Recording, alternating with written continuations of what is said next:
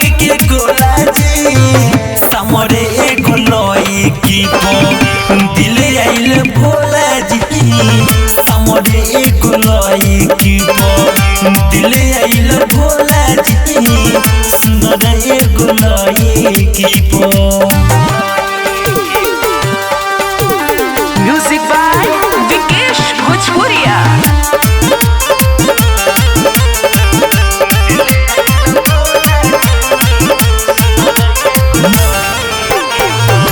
हर साल सावन में चढ़ाई बेया के जहल जी जोड़ी लगाती हमर सुनली कहल जी हो सुनहर जी हमार ये बाबा ओकर से हो गइल प्यार रोवे दीवानी ही यही से मन हमर डोला जी सुनर एगो लईकी को दिले आइल भोला जी सुनर एगो लईकी को दिले आइल भोला जी समर एगो लईकी को।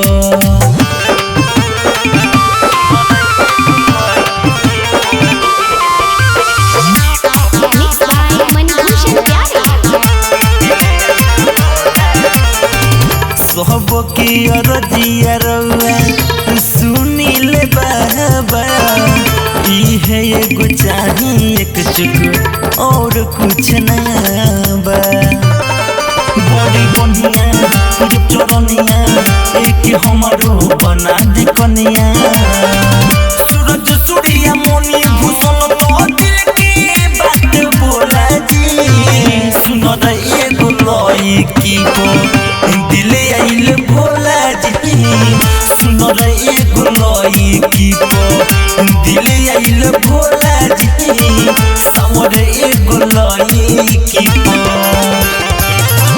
सेटिंग करा दी लेके आइनी भंग के गोला जी समर एगो लईकी को दिले आइल भोला जी समर एगो लईकी को दिले आइल भोला जी सुनर एगो लईकी को। हे बाबा करा दी।